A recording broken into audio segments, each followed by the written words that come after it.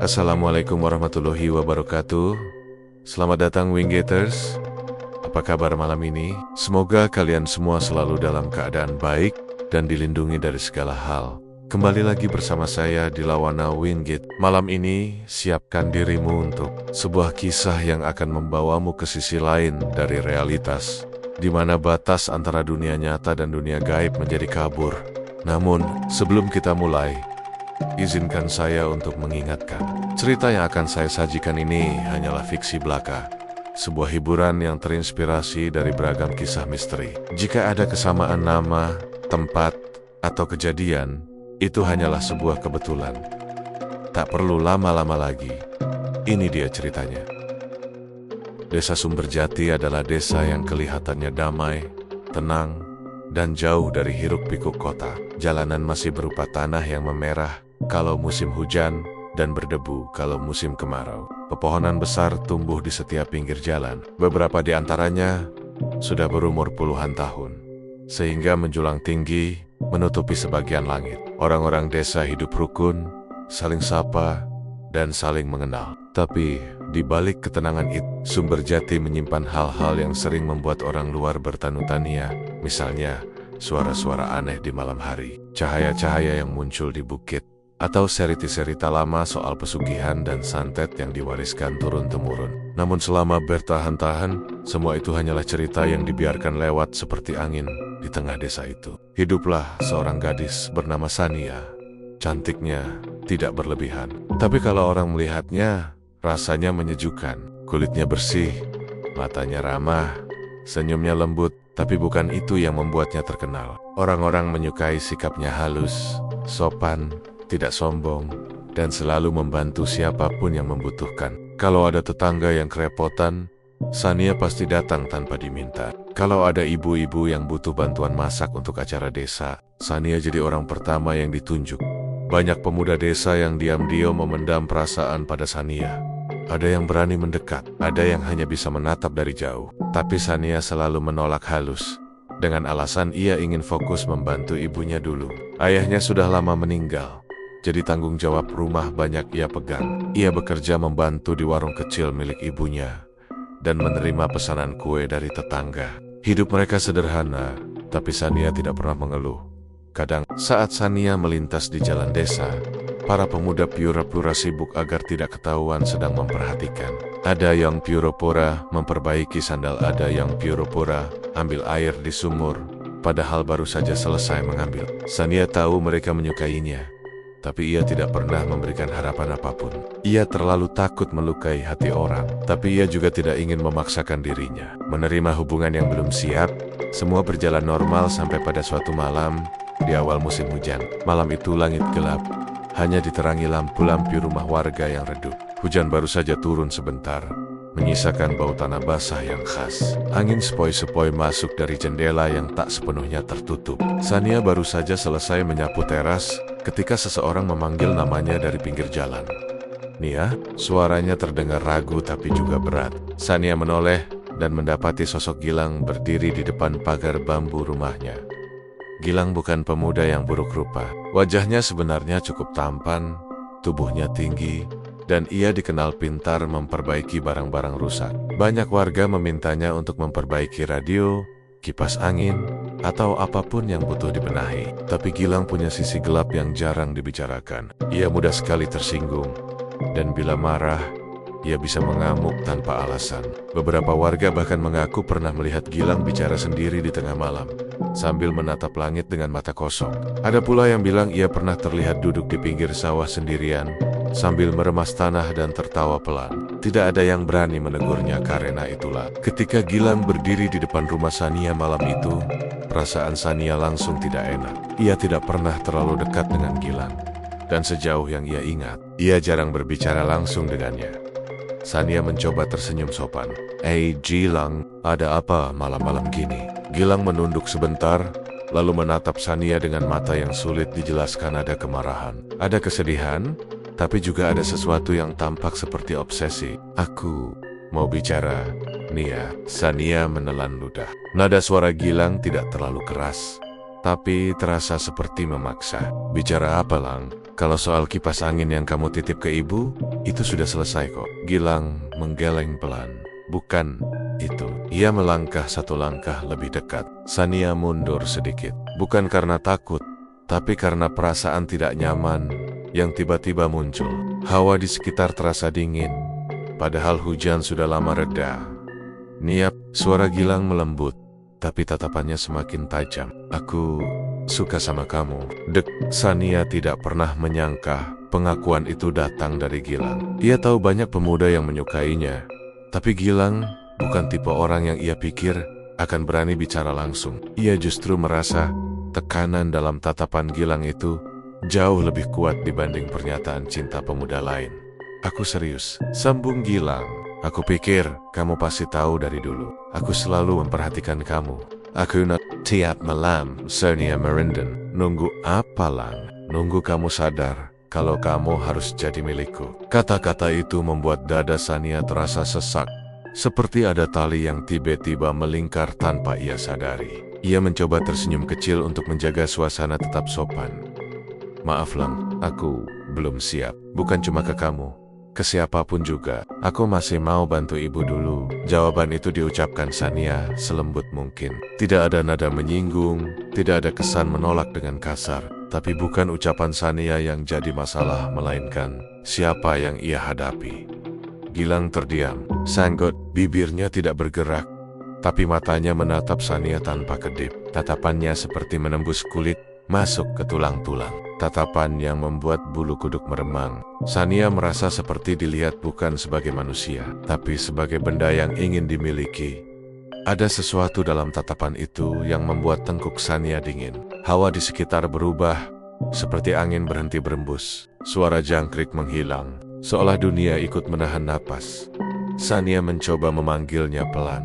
Lang. Gilang tersenyum tipis, senyum yang tidak sepenuhnya wajar. Kamu belum ngerti, ya? Nggak ngerti? Apa? Tanya Sania, mencoba tetap ramah. Gilang melangkah lebih dekat sampai jarak mereka hanya 2 langkah.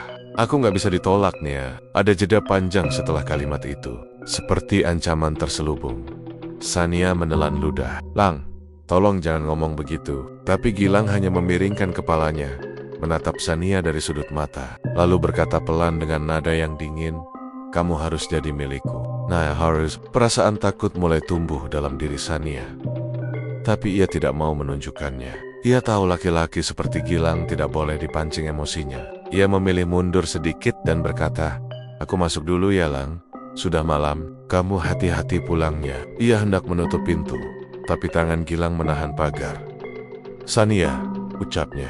Suaranya kali ini dingin, rendah, dan berat. Kalau kamu nolak aku, kamu bakal nyesel. Sania berhenti bergerak. Detaknya melonjak. Lang, jangan ngomong sembarangan. Aku nggak sembarangan, balas Gilang tanpa mengangkat suaranya. Aku cuma ngomong yang bakal kejadian. Ia melangkah mundur perlahan, masih menatap Sania seolah menandai seluruh wajahnya. Ojo nganti kowe ngerti karen aku sayang. Jangan sampai kamu tahu cara aku menyayangi. Sania merinding hebat. Kata sayang yang terucap dari mulut Gilang bukan terdengar seperti cinta, tapi seperti ancaman.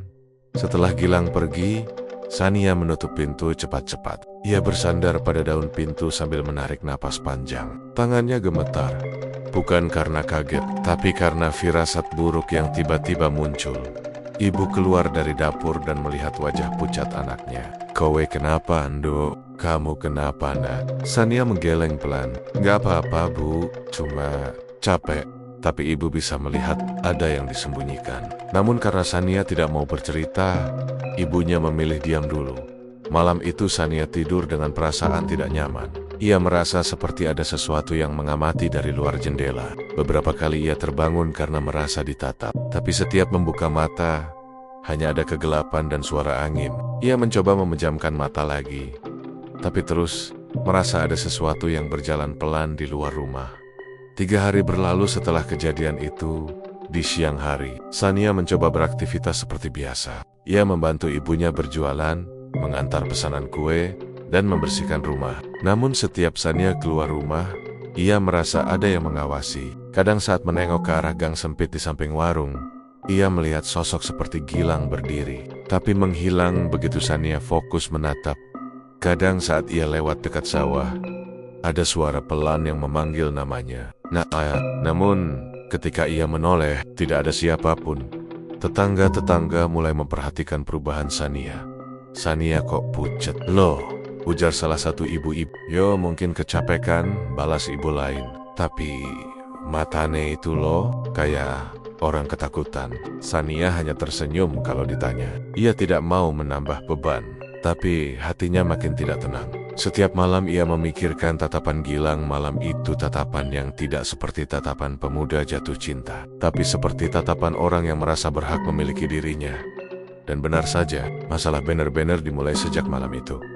Setelah penolakan tersebut, hawa di sekitar rumah Sania berubah. Ayam peliharaan mereka tiba-tiba sering berkokok malam-malam. Angin yang masuk lewat jendela terasa dingin, seperti dari tempat yang jauh lebih gelap dari sekadar pekarangan rumah. Kadang terdengar suara langkah pelan di halaman belakang, seperti ada seseorang yang sengaja mondar-mandir memutari rumah. Sania tidak lagi merasa aman bahkan di dalam rumah sendiri. Dan yang paling membuatnya takut adalah satu hal. Setiap ia menutup mata, ia merasa tatapan Gilang masih menempel di tengkuknya. Dingin, berat, dan penuh maksud yang tak baik.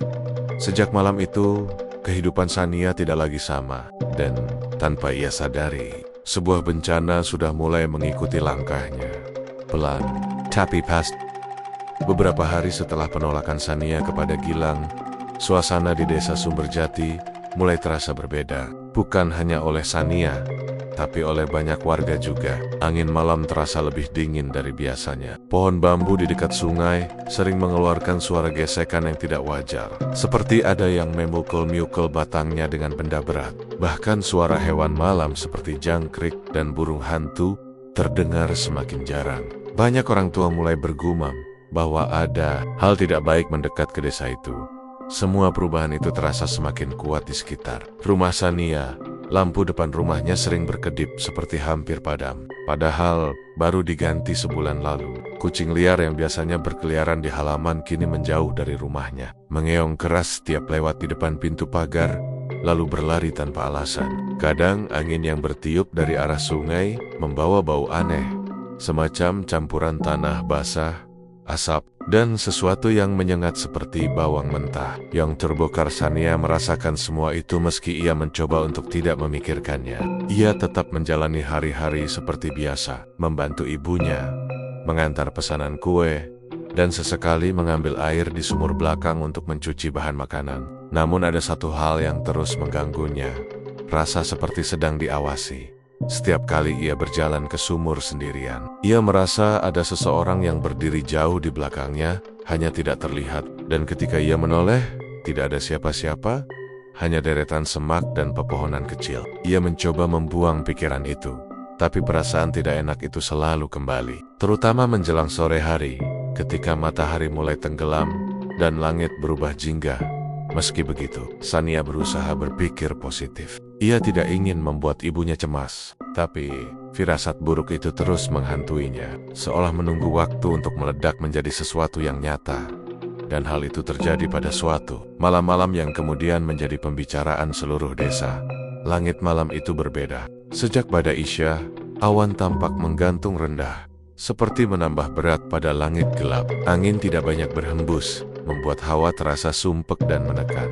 Beberapa warga yang masih duduk di teras rumah mulai merasa ada yang aneh. Lampu-lampu minyak di depan rumah mereka bergoyang pelan tanpa angin yang jelas. Anjing-anjing desa menggonggong berkali-kali ke arah bukit, seolah melihat sesuatu yang tidak terlihat oleh manusia. Sekitar pukul 9 malam, suara lirih dari arah jalan depan Romerama mulai terdengar. Suara orang memanggil keluarga mereka untuk keluar, karena ada sesuatu di langit. Semakin lama, semakin banyak warga keluar rumah, berdiri di tanah lapang kecil di tengah desa, menatap ke arah bukit. Di langit, tepat di atas pokok-pokok pohon jati, ada sebuah cahaya merah menyala. Warnanya bukan merah biasa, melainkan merah pekat seperti bara api yang ditiup angin. Cahaya itu berbentuk bulat, dengan ekor kecil di belakangnya, bergerak perlahan seperti bola api yang turun. Pulung apa kui? Itu pulung gantung? Tuh, ya.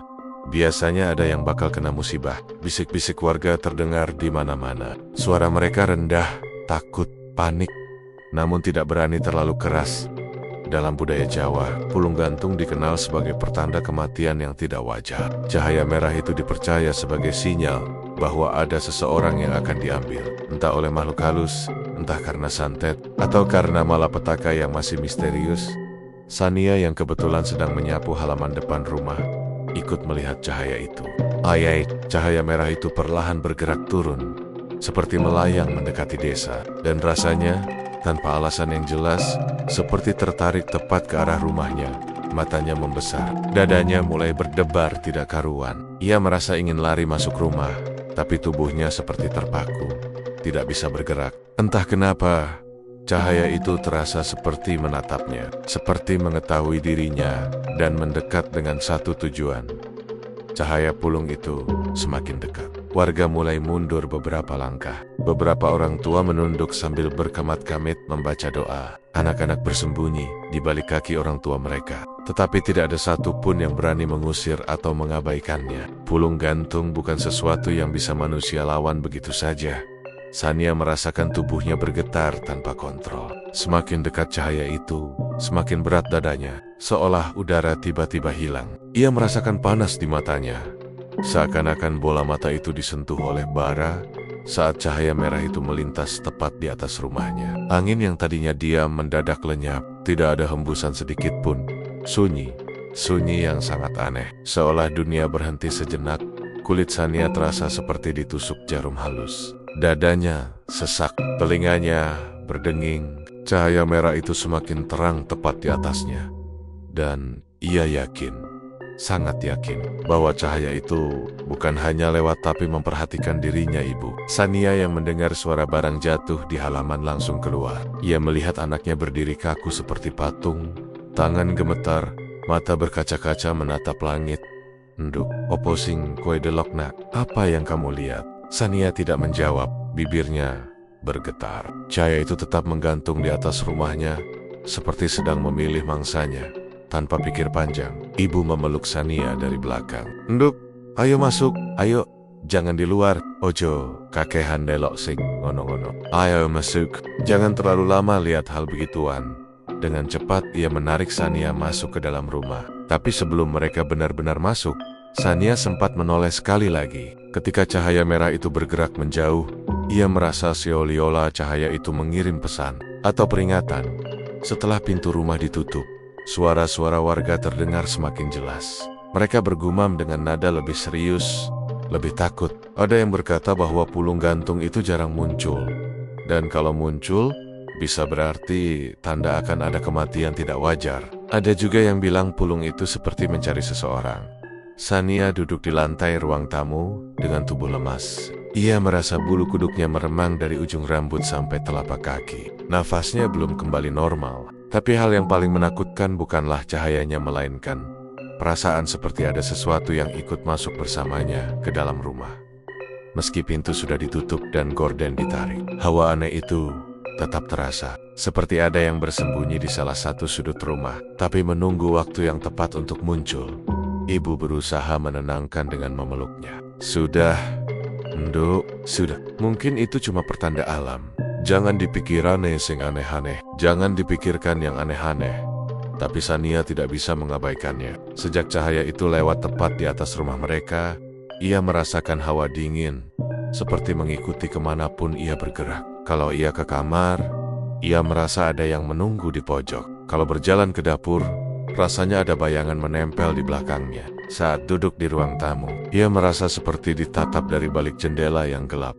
Sania berusaha meyakinkan diri bahwa itu hanya rasa takut biasa. Tapi beberapa kali ia melihat sesuatu dari ekor matanya, seperti kilatan kecil warna merah yang bergerak cepat lalu menghilang. Setiap ia menoleh, tidak ada apa-apa. Hanya tembok, gorden, atau lemari yang sama seperti biasanya. Malam itu Sania tidak bisa tidur. Ia gelisah, membolak-balikan badan di kasur.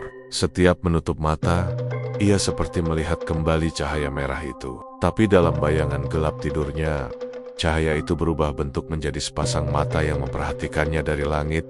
Pukul 2 malam. Sania terbangun karena mendengar suara berdebum pelan di atap rumah. Suara itu seperti sesuatu yang jatuh, tapi tidak terlalu keras. Ia menahan napas. Ia berharap itu hanya buah mangga dari pohon belakang yang jatuh. Tapi kemudian ada suara seretan, seolah sesuatu bergerak di atas genteng.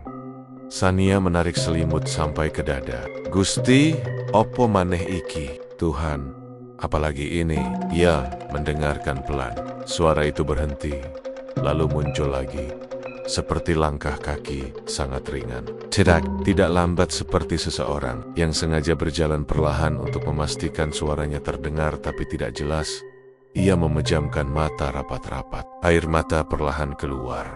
Ia ingin membangunkan ibu, tapi takut menambah kekhawatiran. Ia memeluk dirinya sendiri sampai akhirnya suara itu menghilang. Keesokan harinya, kabar soal pulung merah yang melintas di langit desa langsung menyebar. Warga berkumpul di depan warung Bu Marmi untuk membicarakan siapa yang kira-kira akan terkena musibah. Beberapa orang mengaku melihat cahaya itu bergerak seperti mencari arah tertentu. Pulung kui mandek nangin di esnes omah sing cedek dalan tengah, kata salah satu warga. Cahaya itu berhenti di atas rumah yang dekat jalan tengah. Sania pura-pura sibuk mengatur barang di warung, tapi telinganya menangkap pembicaraan itu. Ia tahu rumah yang dimaksud adalah rumahnya. Hatinya mencelos. Beberapa ibu lain menambahkan, biasanya pulung gantung itu ngogoleki wong sing wis ditandai. Biasanya pulung gantung itu mencari orang yang sudah ditandai. Kata ditandai membuat Sania merinding. Ia teringat tatapan Gilang malam itu, tatapan yang terasa seperti kerasukan sesuatu. Tapi sebelum ia bisa memikirkan lebih jauh, seorang anak kecil tiba-tiba berlari ke arah warung sambil berteriak, Bu, di belakang rumah Mbak Sania ada jejak kaki gede, tapi arahnya mung siji. Ora ono baline, Bu. Di belakang rumah Mbak Sania ada jejak kaki besar, tapi arahnya cuma satu. Tidak ada jejak baliknya. Sania membeku, jejak yang datang tanpa kembali. Dan dari situlah firasat buruknya semakin menjadi-jadi. Ia sadar bahwa cahaya semalam bukan sekadar pertanda, tapi andenggen undangan untuk apa ia belum tahu. Tapi sesuatu sudah datang mencarinya. Dan yang paling menakutkan adalah itu baru permulaan. Sejak malam ketika pulung gantung melintas tepat di atas rumahnya, tidur Sania tidak pernah kembali normal. Gadis itu selalu gelisah setiap kali memejamkan mata, seakan ada sesuatu yang menunggu di balik kelopak matanya. Malam pertama masih bisa ia tahan, meski bangun dengan keringat dingin. Tapi malam-malam berikutnya, mimpi yang datang bukan sekadar mimpi. Terlalu jelas, terlalu hidup, terlalu dekat. Dalam mimpinya, Sania selalu berada di tempat yang sama. Sebuah lapangan kecil di dekat sungai desa. Tempat yang biasanya ramai siang hari, namun sepi dan gelap kalau malam. Lapangan itu dipenuhi rumput liar yang bergerak pelan tertiup angin. Tapi dalam mimpinya angin itu terasa dingin, seperti hembusan dari liang kubur. Di tengah lapangan tersebut, berdiri pohon beringin besar yang sudah ada sejak zaman leluhur. Warga sering menyebutnya beringin buyutan, tempat yang banyak ditakuti orang karena banyak cerita aneh terjadi di sana. Di bawah pohon itu, Sania berdiri tanpa bisa bergerak. Tubuhnya berat, seperti ada tangan tak terlihat yang menahannya. Saat dia mencoba jalan, kakinya terasa seperti terikat akar. Dia tidak pernah bisa menjauh dari pohon itu, dan seakan mimpi itu menginginkan dia untuk tetap di sana. Lalu, setiap kali ia mendongak, ada bayangan hitam tergantung di atasnya. Bayangan itu perlahan berayun, maju mundur, tanpa suara. Tidak ada bentuk wajah, hanya siluet gelap dengan rambut yang menggantung. Dan setiap kali bayangan itu bergerak, daun-daun beringin bergetar meski tidak ada angin. Sania selalu ingin menjerit, tapi tenggorokannya kering. Suaranya seperti dicuri oleh kegelapan di sekelilingnya. Sampai suatu malam, bayangan itu memanggil namanya Sania. Panggilan itu seperti suara yang keluar dari dalam tanah serah, basah, dan membuat bulu kuduk meremang dari ujung kaki sampai tengkuk. Sania merasa tubuhnya lumpuh, tidak bisa menoleh, tidak bisa lari, tidak bisa apapun. Dia hanya bisa mematung dan mendengarkan suara mematikan itu, memanggilnya berulang-ulang. Dan saat bayangan itu menunduk lebih dekat, Sania terbangun. Tapi yang membuatnya benar-benar ketakutan bukanlah mimpi itu saja. Setiap kali dia bangun, tubuhnya selalu gemetar, sementara dadanya naik turun seperti habis berlari jauh. Tidak hanya itu, di jendela kamarnya, selalu ada bekas tangan hitam. Seolah seseorang atau sesuatu menyentuh kaca dari luar. Padahal malam itu tidak hujan, tidak ada lumpur, dan tidak ada orang lewat di jam 3 dini hari. Syok dan takut, Sania mencoba menenangkan diri dengan menarik selimut. Tapi ketukan kecil terdengar dari jendela. Tok, tok, tok. Sania langsung menahan napas. Ketukan itu tidak keras, tapi ritmenya teratur. Seolah sengaja, dia memejamkan mata rapat-rapat, berharap itu hanya angin. Tapi ketukan itu justru berganti menjadi gesekan. Sesuatu seperti kuku panjang yang menyeret kaca. Krik, krik. Sania menutup telinganya. Wyatt, Oje, bisiknya lirih. Lidahnya gemetar dengan bahasa Jawa yang muncul begitu saja karena saking takutnya. Ketika pagi datang, ibunya kaget melihat wajah Sania pucat seperti kapur. Rambutnya kusut, matanya sembab. Saat ibu duduk di tepi ranjang, Sania langsung memeluknya kuat-kuat. "Bu, aku mimpi lagi. Mimpi itu terus," ucapnya dengan suara serak. Ibunya mengelus rambut Sania, berusaha menenangkan. "Enduk, kamu harus cerita ke ibu. Mimpinya gimana?" Sania menunduk, menelan ludah. Ia masih gemetar ketika bercerita. "Aku mimpi di bawah beringin dekat sungai, Bu. Di atas aku ada bayangan hitam. Matanya nggak kelihatan, tapi kaya mandangi aku. Kaya nyari aku. Suaranya, Bu, suaranya manggil namaku. Kaya bukan suara manusia." Ibu Sania merinding mendengarnya. Wajahnya langsung berubah serius. Ia tahu beberapa hal tidak bisa diabaikan, apalagi jika sudah menyangkut mimpi yang berulang-ulang dan disertai tanda-tanda aneh.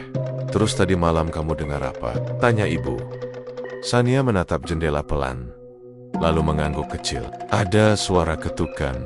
Terus kayak ada yang ngaruk jendela. Ibu langsung menoleh ke jendela dan melihat bekas hitam panjang seperti garis yang ditarik dari atas ke bawah. Wajahnya semakin tegang. "Enduk, iki ora becik," ujarnya pelan, menahan rasa takut. Ini bukan hal biasa. Sania kemudian mencoba bangkit, tetapi kepalanya langsung berdenyut hebat. "Bu, kepalaku kok sering nyut-nyutan ya? Badan juga rasanya berat banget. Kayak ada yang nindihi." Ibunya menatap anak gadisnya itu dengan penuh kekhawatiran. "Sania, kamu jangan keluar rumah dulu ya. Ibu tak coba tanya seseorang nanti." Meski begitu, ibu tidak ingin langsung menuduh siapapun, tapi hatinya tak bisa memungkiri. Semua tanda ini mirip dengan cerita-cerita buruk tentang orang yang disasar santet pulung gantung. Namun ia tidak ingin menakut-nakuti Sania sebelum yakin apa yang terjadi. Hari berikutnya, keadaan justru bertambah parah. Sania semakin sering merasa dadanya sesak. Suara-suara aneh mulai muncul, meski dia belum tidur. Ada detak langkah kecil di dekat pintu saat tengah malam. Ada suara seperti kain basah diseret di lantai. Bahkan, beberapa kali, Sania mencium bau anyir yang kuat dari arah kamarnya. Semua itu terjadi tanpa ada yang melihat apapun. Pada suatu malam, sekitar jam 2, angin malam tiba-tiba berhenti sama sekali. Udara di kamar Sania terasa berat, pengap, seperti ada sesuatu yang menutup seluruh ventilasi. Gadis itu terbangun tercekik. Napasnya tersengal. Keringat mengalir di pelipisnya, meski udara dingin. Saat dia meraih gelas air di samping kasur, tiba-tiba terdengar suara kecil dari sudut kamar. Ceklek, seperti suara tulang retak. Sania sekaligus gemetar dan memaksa matanya tidak mengarah ke sudut itu. Tapi rasa penasaran bercampur ketakutan membuatnya menoleh perlahan. Kosong. Tidak ada apapun. Hanya bayangan gelap yang memanjang karena lampu kecil. Dia mencoba kembali tidur. Tetapi detik berikutnya, terdengar suara langkah kecil seperti kaki basah yang menapak lantai. Plok, plok. Langkah itu bergerak dari arah pintu menuju ranjangnya. Sania langsung menarik selimut sampai ke leher tubuhnya kaku. Nafasnya terengah, tapi langkah itu terus mendekat. Dan ketika suara langkah berhenti tepat di samping ranjangnya, Sania merasa ada hawa dingin menusuk kulitnya. Ia tidak berani membuka mata. Ia hanya bisa berdoa dalam hati. Wyatt, oh how engkau. Dan tiba-tiba suara berat berbisik di telinganya. Sangat pelan namun jelas. Sania menjerit sekeras yang bisa ia keluarkan dan langsung memukul lampu kamar. Ibunya yang mendengar teriakan itu berlari masuk. Ketika ibu membuka pintu, Sania masih menangis tersedak. Tubuhnya terlipat dan memegang dada. "Sania, ada apa, Nduk?" Tanya ibu sambil memeluknya. Sania tak bisa langsung menjawab. Dia hanya menunjuk ke lantai. Saat ibu melihat ke arah yang ditunjuk, napasnya tercekat. Ada jejak kaki basah, 5 langkah menuju ke kasur. Jejaknya gelap, seperti lumpur atau air yang datang dari tempat yang lembab dan kotor. Padahal malam itu tidak hujan dan tidak ada siapapun yang masuk rumah. Sania akhirnya bisa berbicara. Suaranya pecah, hampir tidak terdengar. Bu, aku nggak mimpi. Barusan, langkah itu datang sampai sini, sampai samping kasurku. Ibu menelan ludah, tangan yang memegang bahu Sania bergetar. Kita harus minta tolong, Sania. Iki kudu cepet. Sejak itu, Sania tidak berani tidur sendiri.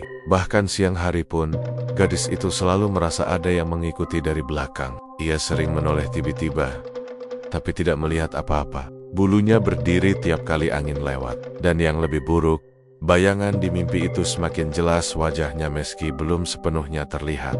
Malam berikutnya, mimpi itu menjadi lebih nyata. Dalam mimpinya, bayangan yang tergantung itu turun lebih dekat, sehingga Sania bisa melihat rambut panjang kusut menutupi sebagian wajahnya. Lehernya tampak memanjang, tapi tidak patah. Hanya seperti ditarik paksa. Dari tubuhnya menetes air gelap seperti lumpur dari sungai. Dan kali ini, bayangan itu tidak hanya memanggil namanya. Dia berkata dengan suara berat yang seperti berasal dari dalam dada Kau Sing Nolok. Kau Sing Mele. Sania terbangun sambil menjerit keras hingga suaranya serak, membuat ibunya kaget dan langsung memeluknya. Untuk pertama kalinya, Sania menangis sambil memohon. Bu, tolong. Aku takut banget, ada yang ngikutin aku. Ibunya hanya bisa menahan air mata, merasakan ketakutan yang sama, karena jauh dalam hati. Ia tahu benar bahwa ada sesuatu yang datang untuk anak gadisnya. Sesuatu yang tidak bisa dilihat orang biasa. Sesuatu yang datang dari kegelapan, dan sepertinya tidak berniat pergi. Dan malam-malam berikutnya, hanya menjadi lebih buruk. Beberapa hari setelah kejadian jejak kaki misterius itu, kondisi Sania berubah semakin parah. Bukan hanya sekadar lelah atau sakit biasa, ia tampak seperti gadis yang diambil sebagian jiwanya. Setiap pagi, tubuhnya makin lemas. Tangannya dingin seperti orang demam tinggi, tapi ketika disentuh tidak panas sama sekali. Matanya sayu, merah di tepinya, seakan ia tidak tidur berhari-hari. Bibirnya pucat. Bahkan cara dia bicara pun berubah, lirih, seperti ada yang menahan suaranya dari dalam.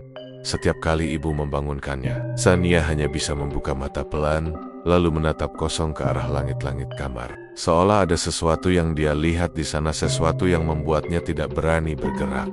Sania, pengen sarapan dulu. Ayo, kata ibu dengan lembut. Tapi Sania hanya menggeleng pelan. Bu, aku nggak kuat makan. Rezonnya Mio, kepalaku pusing. Wajah ibu semakin tegang. Dia tahu tubuh Sania lemah karena kurang makan, tapi dipaksa pun Sania malah akan muntah. Bahkan air putih kadang tidak mau masuk ke tubuhnya. Akhirnya, ibu memutuskan membawa Sania ke puskesmas. Warga yang melihat ikut prihatin karena perubahan Sania sangat drastis. Gadis yang dulu ceria, lincah, suka membantu di warung, kini bahkan tidak kuat berdiri lama. Jalannya terseret, tubuhnya sering gemetar tanpa alasan. Di puskesmas, beberapa petugas memeriksa tekanan darah, suhu, dan beberapa tes ringan lainnya. Setelah lama menunggu, seorang perawat memanggil ibu. Bu, secara medis, anak panjenengan ini nggak ada masalah. Normal semua, kata petugas itu. Ibu mengernyit bingung. Loh, tapi kok anak saya lemes, nggak bisa makan, kepalanya sakit terus. Petugas itu hanya menghela napas. Kalau secara medis normal, mungkin kecapekan atau stres. Coba diajak istirahat di rumah. Atau kalau perlu, ke rumah sakit yang lebih lengkap. Ibu tidak puas dengan jawaban itu, tapi ia tidak bisa memaksa. Akhirnya ia membawa Sania pulang. Namun, belum sampai rumah, tiba-tiba tubuh Sania gemetar kuat, seperti orang tersengat listrik. Sania terjatuh ke tanah. Tubuhnya melengkung aneh. Mulutnya terbuka seperti ingin menarik napas, tapi tidak bisa. Sania, ya Allah, tolong, tolong! Teriak ibu panik. Beberapa tetangga yang kebetulan melihat langsung berlari mendekat. Cepetan! Angkat ke teras. Angkat pelan-pelan. Tubuh Sania kembali kejang. Kakinya menendang-nendang tanah. Kedua tangannya mencakar udara, lalu tiba-tiba memegang lehernya sendiri sangat kuat. Seperti ada sesuatu yang mencekiknya. Bu, tolong!" teriak Sania dengan suara terpotong-potong. Matanya melotot penuh ketakutan.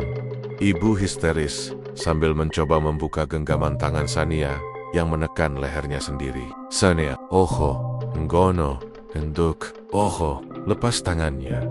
Cepat, beberapa tetangga ikut membantu menahan kedua tangan Sania yang mencengkram lehernya. Tapi tenaga gadis itu tiba-tiba sangat kuat, seperti bukan tenaganya sendiri. Butuh 4 orang untuk menahan tangannya agar tidak melukai diri sendiri.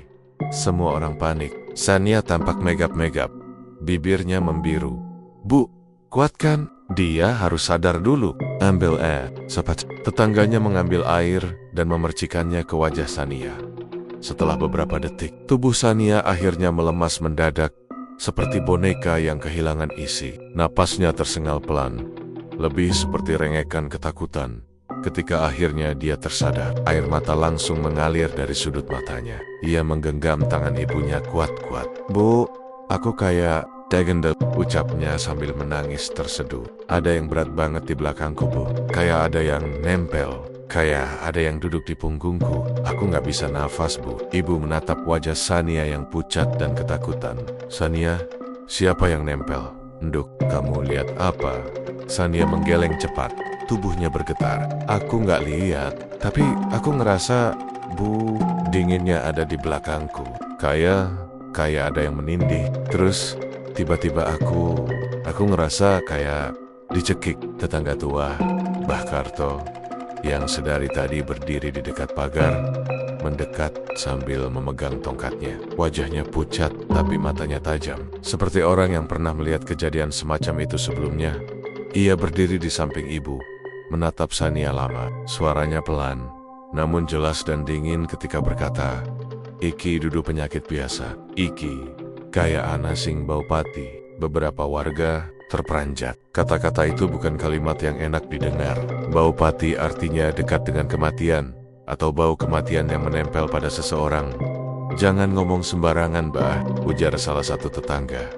Tapi Mbah Karto hanya menghela napas. "Aku mau ngomong apa sing tak rasakno. Bocah iki aurane peteng banget, kakehan sing nempel." Ibu langsung menggigil mendengarnya. Ia memeluk Sania erat-erat seolah ingin menghalangi apapun yang mencoba mengambil putrinya. Sejak kejadian itu, ibu menjaga Sania setiap menit. Ia tidak berani membiarkan Sania sendirian, meski hanya 1 detik. Bahkan ketika Sania ke kamar mandi, ibu tetap berdiri dekat pintu. Namun keadaan Sania semakin aneh. Di rumah, Sania sering tiba-tiba diam sambil menatap sudut ruangan. Matanya tidak berkedip, seolah ada seseorang yang berdiri di sana dan menatap balik. Kalau ditanya, Sania hanya menggeleng dan bilang tidak apa-apa. Tapi setiap kali itu terjadi, tubuhnya gemetar halus. Kadang, saat sedang duduk, tiba-tiba rambutnya tergerak sedikit, seperti ditarik sesuatu dari belakang. Sania akan langsung memegang rambutnya sambil terisak. Bu, ada yang narik." Ibu memeluknya. "Ojo ndelok-ndelok sing gaib, nduk, oh howdy, dimenai." Tapi bagaimana bisa Sania mengabaikan sesuatu yang terus menempel pada tubuhnya. Yang membuat keadaan bertambah buruk adalah ketika malam tiba. Meski waktunya tidur, mata Sania justru semakin berat tapi tubuhnya menolak tidur. Setiap ia mulai terlelap, terdengar suara nafas di telinganya. Kadang suara berat, kadang suara lirih perempuan. Dan yang paling sering, suara itu memanggil namanya. Ania. Sania selalu langsung bangun sambil memegangi dadanya. Napasnya tersengal. Ibu yang tidur di sampingnya ikut terbangun. "Nduk, kamu mimpi lagi?" Namun Sania menggeleng sambil menangis. "Bu, aku belum tidur, tapi aku dengar suara orang yang sama kayak di mimpiku." Ibu semakin bingung, semakin takut, tapi ia tetap berusaha kuat. "Kita bakal cari bantuan, Sania, ibu ora bakal tinggung kau." Pada suatu sore, keadaan Sania kembali memburuk. Saat sedang duduk di ruang tamu, tiba-tiba tubuhnya menegang. Matanya menatap lurus ke depan dengan pupil mengecil. "Sania," panggil ibu pelan. Tapi Sania tidak menjawab. Ia bangkit perlahan, seperti orang tidur sambil berjalan, lalu menuju ke pintu belakang rumah. Ibu segera menyusul. "Sania, mau kemana kamu?" Namun Sania tidak menoleh. Langkahnya pelan, terseret, tapi pasti menuju pekarangan belakang. Saat sampai di dekat sumur tua, tempat yang jarang dibuka karena gelap dan berlumut, Sania berhenti. Ia menunduk seperti mendengarkan sesuatu dari dalam sumur. "Sania."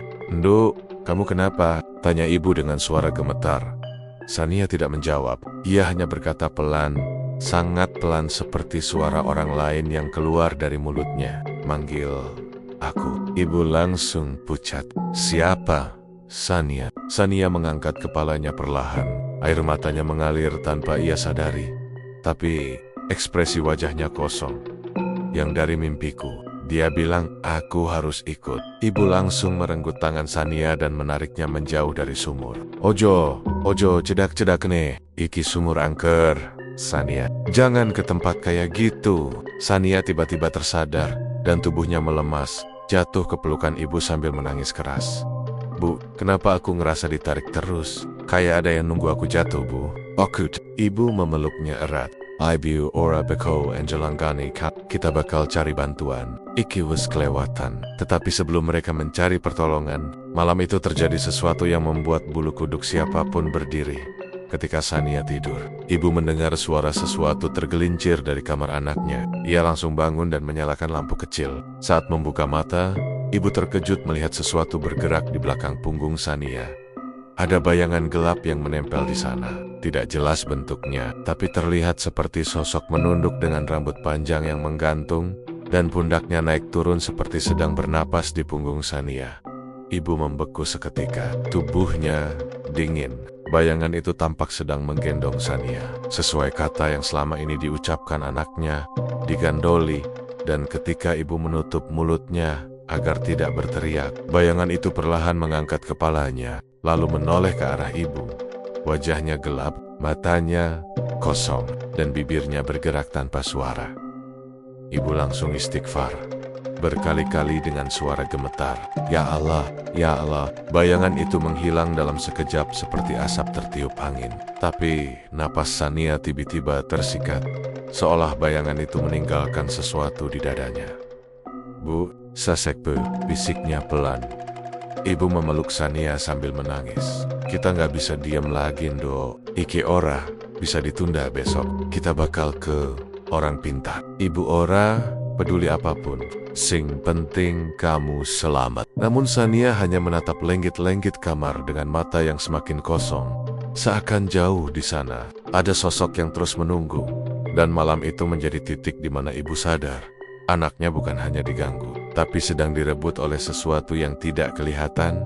Ibu akhirnya mengajak Sania ke rumah seorang tetua kampung, Mbah Kirno. Malam itu angin berembus aneh, seperti menggesek pohon-pohon bambu di halaman rumah Mbah Kirno. Suaranya melengking, membuat bulu kuduk Sania berdiri sejak mereka turun dari motor. Lampu-lampu kuning remang yang menggantung di teras rumahnya berayun pelan seperti ada yang menyentuh. Padahal angin dari tadi seperti berhenti tepat di depan rumah itu. Sania menggenggam tangan ibunya erat, seakan ada sesuatu yang menatapnya dari balik pepohonan. Begitu melihat Sania masuk, wajah Mbah Kirno langsung berubah pucat. Padahal tadi sebelum mereka mengetuk pintu, suaranya masih terdengar santai ketika mempersilahkan masuk. Tapi saat mata tuanya tertuju tepat pada wajah Sania, rautnya seperti tertarik ke belakang, seperti melihat sesuatu yang tidak seharusnya menempel pada manusia. "Opo kowe wis nolak wong sing endu? Ati peteng, Du." Suara Mbah Kirno terdengar berat, agak bergetar. "Apakah kamu baru menolak seseorang yang berhati gelap, Nak?" Sania menelan ludah. Tenggorokannya kering. Ia mengangguk pelan. "Iya, Mbah." Mbah Kirno menghela napas panjang, seperti mengeluarkan sesuatu yang berat dari dada. "Walah, endu, kowe orang ngerti wis nyentuh apa?" gumamnya lirih. Ibu memegang bahu Sania yang mulai lemas. "Mbah, anak saya kenapa? Tolong jelaskan. Kita sudah takut dari kemarin." Sania makin aneh. Badannya dingin, ngomongnya kadang kayak bukan dia. "Tolong, Mbah." Mbah Kirno menoleh perlahan. Tatapannya kosong beberapa detik sebelum akhirnya benar-benar menatap ibu. "Anak iki diserang santet pulung gantung. Sing oramek, anak ini diserang santet pulung gantung. Yang tidak main-main." Ibu menahan tangis. Mata Sania perlahan memanas.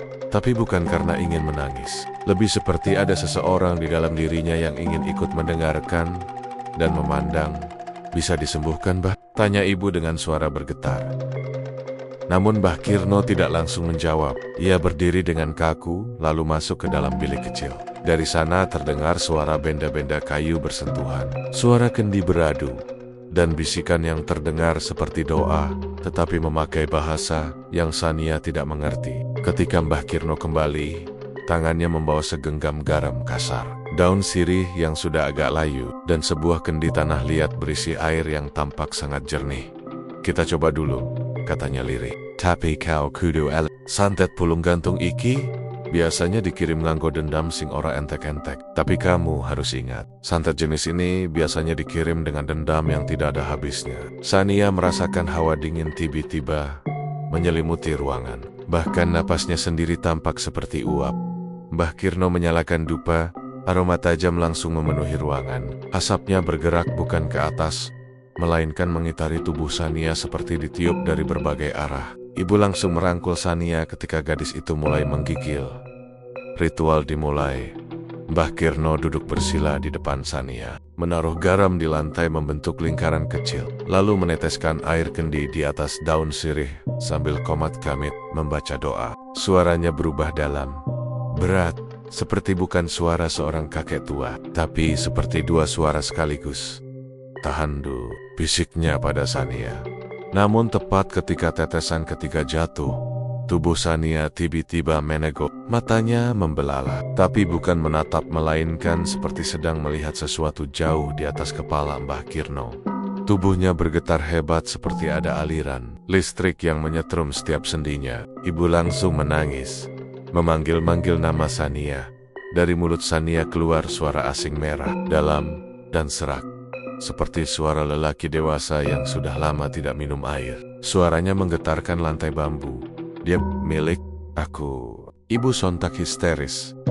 Mbah, tolong, anak saya Mbah, tolong. Namun Mbah Kirno tetap fokus. Ia tidak panik. Meski matanya tampak sedikit gemetar, ia mengambil ikat sapu lidi yang sudah terikat oleh tali hitam. Lidi itu bukan sapu biasa ujungnya seperti dicat merah. Tapi bukan cat, tidak ada yang mau menebak itu apa. Dengan gerakan tiba-tiba, Mbah Kirno memukul lantai tepat di depan kaki Sania. Suaranya keras sekali, seperti memukul sesuatu yang bukan kayu. Brok! Sania menjerit hingga suaranya pecah. Ruangan bergetar halus. Lampu minyak di pojok ruangan berkedip-kedip seperti akan padam. Ibu menutup telinga sambil menangis. Tubuhnya goyah seperti ingin pingsan. Mbah Kirno terus membaca mantra. Suaranya semakin cepat, semakin berat. Setiap pukulan sapu lidinya membuat kersi-kersi bergeser sendiri, seakan ada yang ikut bergerak. Brok, brok, brak. Sania tiba-tiba mengangkat kedua tangannya ke atas, paksa, seperti ada yang menariknya. Kepalanya mendongak, hingga lehernya terlihat menegang seperti ditarik. Napasnya tersengal. Mbah Kirno menatapnya dengan mata merah. Metu, ayo Metu. Ojo nyekel bocah iki. Keluar, cepat keluar. Jangan pegang anak ini. Namun suara asing itu tertawa. Tawa panjang dan serak. Dinginnya merayap ke seluruh ruangan. Dia sudah kupilih. Diamond, jadi aku ambil dengan caraku. Lampu minyak padam seketika. Ruangan gelap total. Ibu menjerit. Di tengah kegelapan itu, Sania merasakan sesuatu menyentuh tengkuknya. Bukan tangan manusia, lebih seperti seutas tali dingin yang merambat naik perlahan. Sania ingin berteriak, tapi mulutnya seperti terkunci. Hanya suara erangan yang keluar saat lampu kembali menyala dengan sendirinya. Tubuh Sania sudah tak sadarkan diri, terkulai di pangkuan ibunya. Mbah Kirno, Toreng Engga, mengusap keringat yang menetes hingga ke jenggotnya. Ini baru awal, katanya dengan suara hampir habis. Namun setelah itu, sesuatu yang tidak diharapkan terjadi. Tubuh Sania yang pingsan tiba-tiba bergerak sedikit. Seperti ada sesuatu yang menulis dari dalam. Ujung jari-jarinya bergetar. Dan dari mulutnya keluar bisikan sangat pelan. Hampir tak terdengar. Mbah, dia di pohon itu. Mbah Kirno sontak menatap Sania dengan mata terbelalak. Pohon, sing endi. Endu, pohon yang mana nak? Namun Sania tidak menjawab. Ia kembali pingsan total. Ibu kebingungan. Mbah, apa maksudnya? Kenapa bilang pohon? Mbah Kirno menelan ludah. Nada suaranya berubah tegang, jauh lebih serius dari sebelumnya. Santet pulung gantung selalu punya sumber. Biasanya digantungkan pada sesuatu di suatu tempat. Dan kalau anakmu bisa melihat pohonnya. Ia berhenti sejenak, wajahnya menegang. Itu berarti si pengirim dendamnya sangat besar, sangat dekat. Dan dia tidak akan berhenti sebelum mendapatkan apa yang dia mau. Ibu memeluk Sania erat-erat, tubuhnya gemetar hebat. Mbah, tolong kami. Saya mau, jangan biarkan Sania diambil. Mbah Kirno menutup mata sejenak. Mulai malam ini, kowe loro ora usah turu ing omah disik Nen Kinwai. Mulai malam ini, kalian berdua jangan tidur di rumah dulu. Tidur di sini saja. Ibu langsung mengangguk cepat. Namun Mbah Kirno belum selesai. Ia menatap pintu rumahnya yang terbuka sedikit karena angin. Tatapannya serius, seperti melihat bayangan yang tak terlihat orang lain. Karena yang ngejar Sania sudah menemukan jejaknya. Angin malam itu berhenti tiba-tiba. Tidak ada suara jangkrik, tidak ada suara daun. Seperti seluruh kampung sedang menahan napas. Dan dari luar rumah Mbah Kirno, terdengar suara lirih memanggil. Sa-nia-ai-ai. Suara itu panjang, gemetar, dan sangat dekat. Lebih dekat dari yang seharusnya. Sejak kejadian di rumah Mbah Kirno, suasana kampung menjadi jauh lebih mencekam dari biasanya. Malam-malam terasa lebih panjang, sunyi, dan seolah setiap sudut rumah menyembunyikan sesuatu yang tidak ingin dilihat manusia. Ibu dan Sania sementara waktu tinggal di rumah Mbah Kirno, sesuai permintaan tetua kampung itu. Tetapi kabar buruk terus berdatangan. Warga mulai berbisik. Bahkan di warung kopi pun cerita tentang Sania menjadi bahan pembicaraan yang penuh ketakutan. Kondisi Sania yang melemah dan sering berteriak tiba-tiba membuat banyak orang waspada.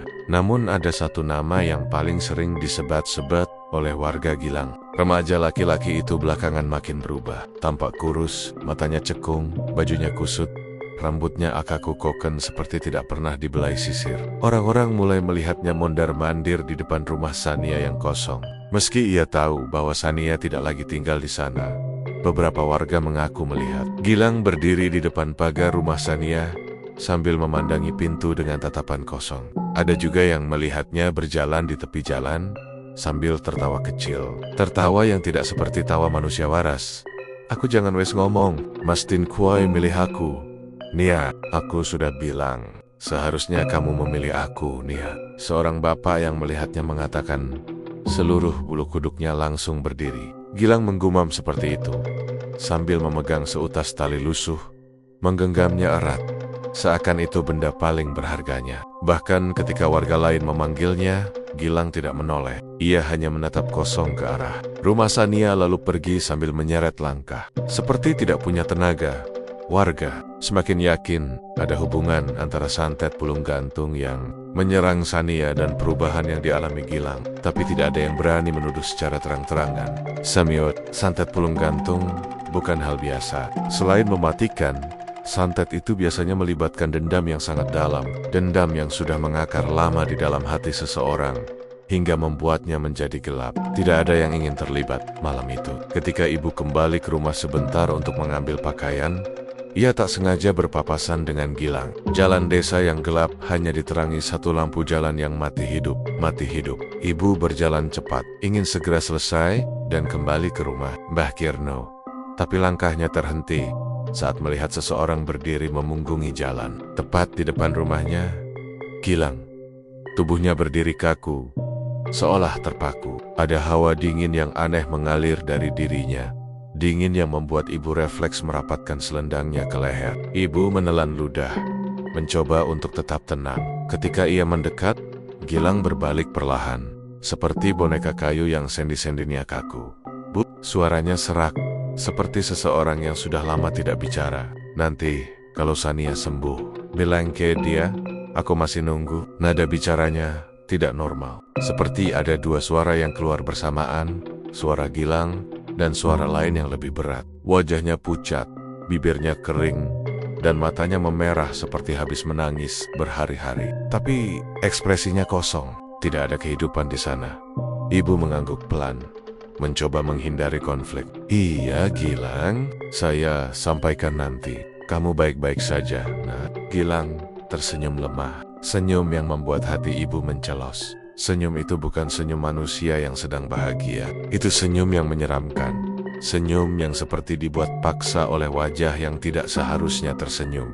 Aku baik, jawabnya. Tapi Daya yang di dekat Sania itu makin dekat. Ibu tidak paham maksudnya. Ia ingin bertanya, tapi tubuh Gilang tiba-tiba menegong. Kepalanya menoleh sedikit terlalu cepat, seperti gerakan patah. Ia memandangi pintu rumah Sania yang gelap. Dia selalu di sana, bisik Gilang pelan. Setiap malam, ibu mundur selangkah. Degup jantungnya terdengar di telinganya sendiri. Siapa Gilang? Gilang tidak menjawab. Ia hanya menunjuk langit-langit teras rumah Sania. Matanya membesar, tubuhnya bergetar. Ibu mengikuti arah telunjuknya. Tidak ada apa-apa, hanya lampu teras yang mati dan sarang laba-laba di pojok genteng. Tapi tatapan Gilang seolah melihat sesuatu yang tidak terlihat oleh mata manusia biasa. Kau ndelok. Ora, Bu, bisiknya. Kamu lihat nggak, Bu? Ibu menggeleng cepat.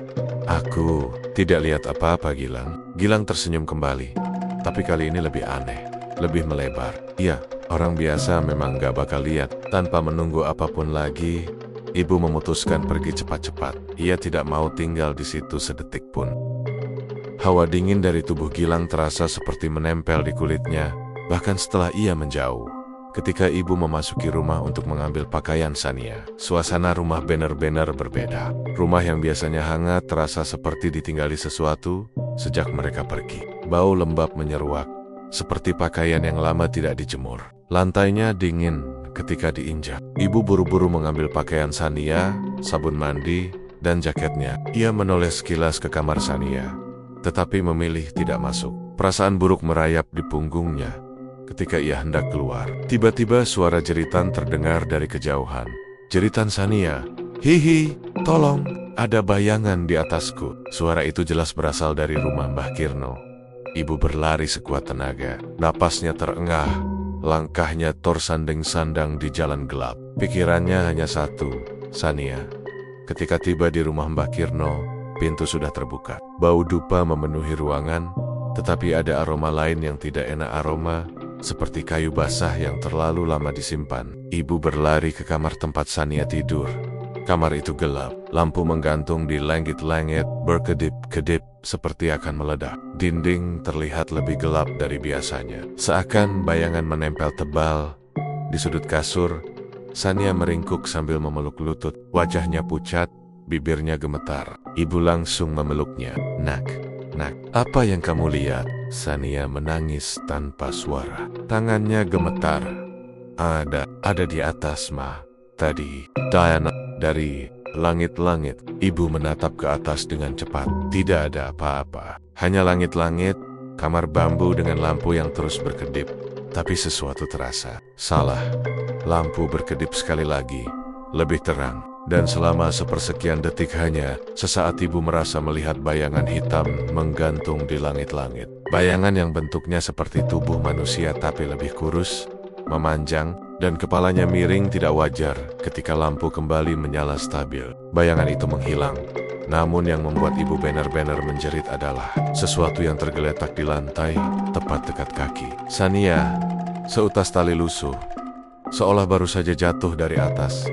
Tali itu bukan tali biasa, warnanya coklat tua, serat-seratnya robek, ujungnya sedikit basah, seperti baru digunakan untuk sesuatu yang tidak ingin diingat manusia. Mbah Kirno masuk tergesa-gesa, wajahnya tegang. Opo maneh iki, gumamnya. Ibu menunjuk tali itu sambil gemetar. Maibah, ini tali apa? Kenapa bisa ada di sini? Mbah Kirno membungkuk, mengambil tali itu tanpa menyentuhnya langsung. Ia menggunakan kain putih untuk mengangkatnya. Ketika tali itu diangkat, Aroma busuk samar tercium, bukan bau bangkai, tetapi bau seperti kain lembab yang lama dipakai, bercampur sesuatu yang lebih gelap. Iki tali. Mbah Kirno berhenti sejenak, wajahnya pucat. Iki tali sing digandengke karo santet pulung gantung. Iki pengikat nyawane korban. Ini tali yang diikatkan dengan santet pulung gantung. Ini pengikat nyawa korban. Ibu langsung memeluk Sania lebih erat. Mbah, tolong Sania, tolong cepat lakukan apa saja. Ini makin parah. Namun Mbah Kirno tidak langsung menjawab. Ia berdiri, berjalan ke pintu kamar, lalu menutupnya perlahan. Tatapannya kosong, seperti sedang mendengar sesuatu yang tidak terdengar oleh orang lain. Sambungannya wis cedak banget. Gumamnya lirih. Wong sing ngirim iki ora mong marah. Dheweke dheweke tekan gone bocah iki. Hubungannya sudah sangat dekat. Orang yang mengirim ini tidak hanya marah, daya hila. Dia sampai mendatangi tempat anak ini. Sania memegang tangan ibunya erat-erat. Mah, jangan tinggalin Nia. Nia takut. Dia lihat aku. Ibu membelai kepala Sania, tapi bulu kuduknya berdiri. Ada sesuatu yang berubah di kamar itu. Suhu udara turun drastis. Napas mereka tampak seperti uap tipis. Suara angin yang sebelumnya tidak ada, sekarang terdengar dari arah jendela. Mbah Kirno berbalik menatap mereka. Aku kudu jujur, yen iki wis tekan tahap iki, sing ngirim mesti wis ora dadi manungsa seutuh maneh. Aku harus jujur. Jika sudah sampai tahap ini, pengirimnya pasti sudah tidak sepenuhnya manusia lagi. Ibu menatap kakek tua itu dengan mata melebar. Maksud Mbah?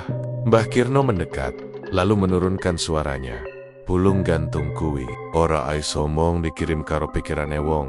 Biasane sing ngirim kudu nglakoni tirakat sing dadeke dewoke ora bali dadi owek deyu maneh. Pulung gantung itu tidak bisa hanya dikirim dengan niat. Biasanya yang mengirim harus melakukan ritual yang membuatnya tidak kembali menjadi dirinya sendiri. Sania menutup telinga, tidak ingin mendengar, tapi suaranya tetap masuk. Artin sing ngirim iki wis nyerah ke separo atine separo jiwe kanggo nyekel kowe endo. Artin, pengirimnya sudah menyerahkan separuh hatinya, separuh jiwanya untuk mengambil Muna. Suara Sania pecah. Aku nggak mau diambil. Ibu menangis sambil memeluk putrinya. Tiba-tiba terdengar suara ketukan keras di pintu depan rumah. 3 kali. Lalu hening. Mbah Kirno menghentikan langkah. Sing sapa teko bengi-bengi ngene? Siapa yang datang malam-malam begini? Ketukan itu terdengar lagi lebih keras. Duk, dak dak.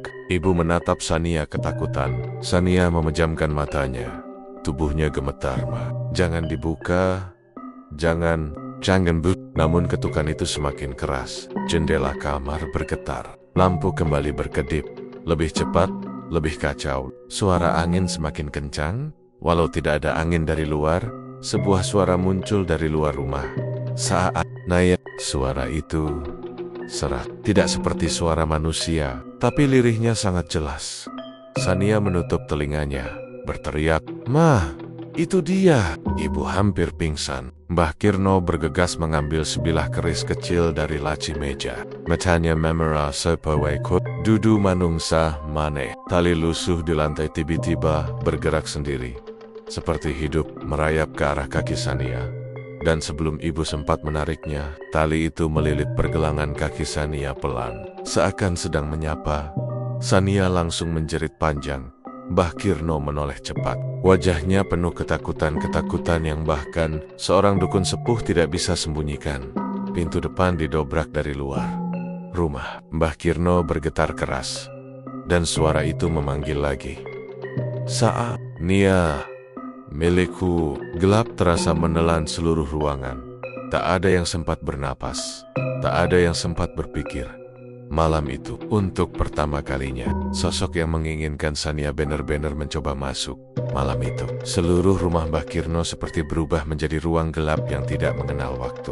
Setiap sudutnya menegang, seperti ada mata-mata yang mengintip dari balik celah bambu dinding rumah. Lampu yang sebelumnya berkedip, akhirnya padam total, meninggalkan hanya sedikit garis cahaya Dari celah jendela yang tertutup rapat, angin yang entah dari mana datangnya berputar-putar di dalam kamar, membuat tirai berkibar meski semua jendela terkunci.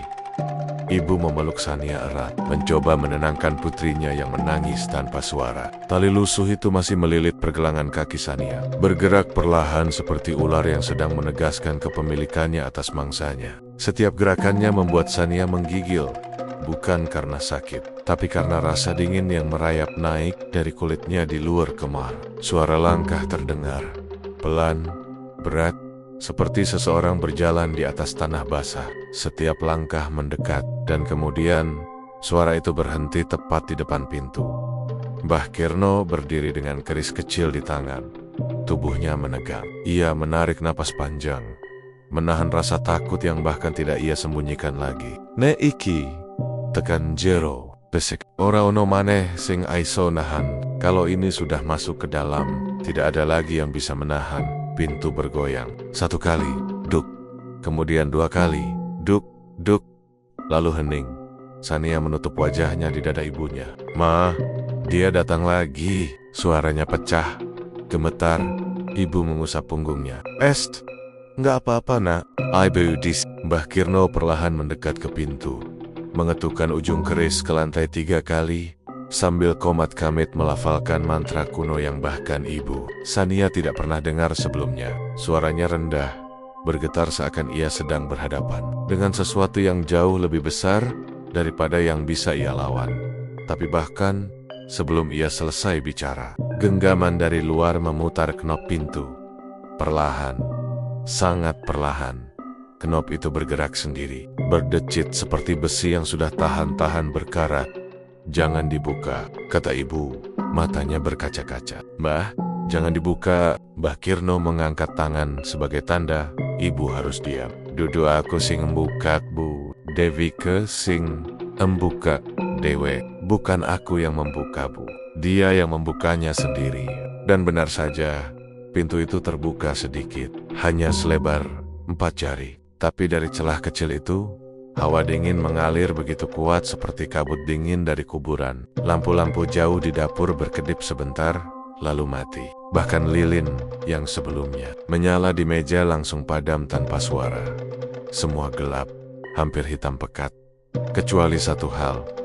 Dari celah pintu itu, ada sesuatu yang terlihat. Sosok seperti bayangan. Tidak jelas bentuknya, tapi jelas bukan manusia. Tingginya tampaknya tidak wajar, terlalu menjulang untuk ukuran tubuh manusia. Rambut atau apapun itu yang menjuntai, tergerai seperti gelap yang jatuh dari langit. Tidak tampak wajah, tapi ada cekungan hitam pekat seperti lubang yang terus menarik pandangan. Sania langsung menjerit histeris. Mama, itu dia." Ibu memeluknya lebih erat, menggigil begitu keras sampai pundaknya ikut bergetar. Tali di kakinya bergerak cepat, menegang, seperti ditarik oleh sesuatu dari arah pintu. Sania tersentak. "Mat, tolong, dia narik aku." "Dia narik." Ibu dan Mbah Kirno bergegas memegang Sania. Tapi tali itu seakan memiliki tenaga yang tidak sebanding dengan tubuh seorang gadis. Tali itu menegang, keras, dan menarik Sania beberapa sentimeter ke arah pintu. "Nggak boleh, nggak boleh!" teriak ibu sambil mengencangkan pegangan. Namun tenaga itu semakin kuat. Sania seperti diseret oleh sesuatu yang tidak bisa dilihat dengan mata manusia. Mbah Kirno menusuk lantai dengan keris sambil menghantam tali itu menggunakan mantra pengusir. Suaranya serak, putus-putus, seolah melawan sesuatu yang membuat napasnya tercekik. "Tegesno, Tegesno, metu, metu. Putuskan, putus. Keluar, keluar." Untuk sesaat, tali itu berhenti bergerak. Suasana menjadi hening lagi. Hanya terdengar napas terengah-engah Sania dan ibu. Tapi keheningan itu justru terasa lebih mencekam. Karena saat Mbah Kirno mengangkat kepala, sesuatu berdiri di balik celah pintu yang kini terbuka sedikit lebih lebar. Sosok itu tidak lagi berupa bayangan semata. Kini bentuknya lebih jelas. Meski samar, tulang bahu yang terlalu tinggi, leher yang memanjang tidak wajar, kap lemak, dan dari tengah tubuhnya ada tali tali yang sama seperti yang melilit kaki Sania jatuh ke lantai sambil bergerak pelan. Sania melihat wajah sosok itu, dan ia langsung pingsan. Ibu berteriak, MBA, tapi sebelum mereka sempat mendekat, sesuatu terjadi pada tali yang melilit kaki Sania. Tali itu menyala samar dengan warna merah gelap, seperti bara, tapi tidak panas, justru dingin. Dingin yang menusuk sampai sumsum. Tiba-tiba, tali itu putus, tidak karena ditarik atau digunting, tapi karena Eda. Sesuatu dari dalam yang memutusnya sendiri. Sania tersungkur. Ibu langsung memeluknya, menangis. Nak, bangun, nak. Sania, Mbah Kirno menatap tali yang kini diam di lantai. Iki, ora bener, katanya pelan. Iki dudu, pertanda apik. Ini tidak benar. Ini bukan pertanda baik. Ibu mengangkat Sania yang masih pingsan. Ia memeluk putrinya. Bahunya berguncang. Begitu ibu mencoba membangunkannya, Sania tiba-tiba menarik napas dalam-dalam. Seperti seseorang yang baru saja keluar dari dalam air. Matanya terbuka lebar, sangat lebar. Lebih lebar dari biasanya. Seakan ada sesuatu yang melihat melalui matanya. Nia, nak, suara ibu bergetar. Sania menatap ibunya, tapi tatapannya kosong, tidak mengenali. Bibirnya terbuka sedikit, dan yang keluar dari mulutnya bukan nama ibunya. Mii, liak. Suaranya bukan suara Sania. Suaranya suara lain yang bercampur berat, serak, dan menyeramkan. Ibu mundur perlahan. Jamata, nak, kamu ngomong apa? Sania tersenyum-senyum yang sama seperti senyum Gilang. Senyum yang terlalu lebar dan tidak menunjukkan emosi manusia. Kowe ora iso nyelamet, kau tidak bisa menyelamatkan. Ibu menjerit kecil dan mundur. Takut mendekat, Mbah Kirno langsung mengangkat keris dan mengarahkan ke Sania. Tetapi sebelum ia sempat bergerak lebih jauh, pintu depan terbuka lebar. Seseorang muncul di ambang pintu. Gilang dengan pakaian basah kuyup, rambut terbuka, acak-acakan, dan mata merah yang seperti terbakar. Ia berjalan masuk seperti orang yang tidak merasa sedang menginjak lantai. Langkahnya ringan tapi tidak wajar. Senyumnya mirip seperti senyum Sania barusan.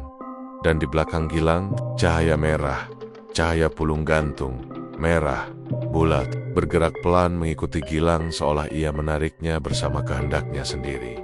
Cahaya itu menggantung di belakangnya, seperti lampu neraka yang mengikuti pemiliknya. Ibu langsung memeluk Sania dan berusaha menjauhi Gilang. Mbah Kirno menegakkan tubuh, membentak dengan suara keras.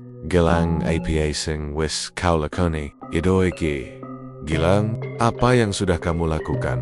Hentikan. Gilang tidak menjawab. Ia menunduk, menatap Sania. Aku, Wazinjantani. Aku, sudah. Sania menutup telinga. Pergi, teriaknya. Kali ini suaranya kembali menjadi suara dirinya. Tapi Gilang hanya tertawa lirih. Koi sing ngegawe aku dadi ngene. Kamulah yang membuatku jadi seperti ini. Sania menangis. Aku cuma nolak kamu. Kumait. Gilang perlahan mengangkat wajahnya. Matanya kosong tapi penuh dendam. Kadang penolakan. Aisamet, cahaya merah di belakang Gilang bersinar makin terang. Sania menjerit, memeluk ibu. Mbah Kirno berusaha maju, menghalangi mereka. Gilang, berhenti! Santet iki, wis metus haka batas. Iki bisa metani kaude. Tapi Gilang tersenyum sendirian. Aku, ora pit, wong urip opo mati. Sing penting, aku. Lans, cahaya merah turun perlahan mendekati tanah. Untuk sesaat, semua menjadi diam. Tidak ada yang bernapas.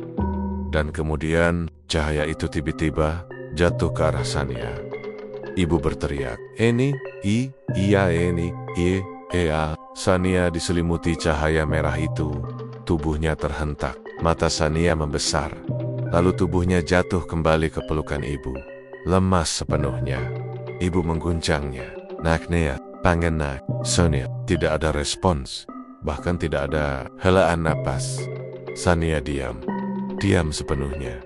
Gilang menatap itu semua dengan wajah kosong. Tanpa ekspresi. Tanpa air mata. Seakan ia baru saja melakukan sesuatu yang sangat biasa. Lalu ia tersenyum tipis. Sampun. Selesai. Dan sebelum siapapun sempat bergerak, tubuh Gilang perlahan mulai goyah. Cahaya merah yang tadi mengikuti di belakangnya kini menyerap masuk ke tubuhnya sendiri. Ia terhuyung ke depan, menatap kosong ke arah tubuh Sania yang tergeletak Nia. Gumamnya pelan. Tubuh Gilang jatuh, dan cahaya merah itu padam, hilang, seakan tidak pernah ada. Malam itu, warga menemukan Ibu Sania menangis memeluk putrinya, sementara tubuh Gilang tergeletak di lantai rumah Mbah Kirno. Dingin tanpa napas, Sania tidak bangun lagi, dan sejak hari itu, setiap malam, warga desa Sumberjati mengaku melihat cahaya merah melintas rendah di langit. Cahaya yang sama, cahaya yang disebut pulung gantung. Cahaya yang jika melewati rumah seseorang, biasanya tidak akan lewat begitu saja. Dan begitulah Winggetters, kisah malam ini telah usai. Semoga kalian menikmati setiap ketegangan dan misteri yang telah kita selami bersama. Ingatlah, di setiap sudut yang gelap, ada cerita yang menunggu untuk diceritakan. Jaga diri kalian baik-baik, selalu waspada, dan jangan pernah lupa untuk terus berdoa. Terima kasih sudah menemani saya malam ini. Jangan lupa untuk like, subscribe, dan nyalakan lonceng notifikasi, agar tidak ketinggalan kisah-kisah menyeramkan lainnya dari Lawana Wingkid. Sampai jumpa di episode berikutnya. Tetaplah berani Winggetters. Wassalamualaikum warahmatullahi wabarakatuh.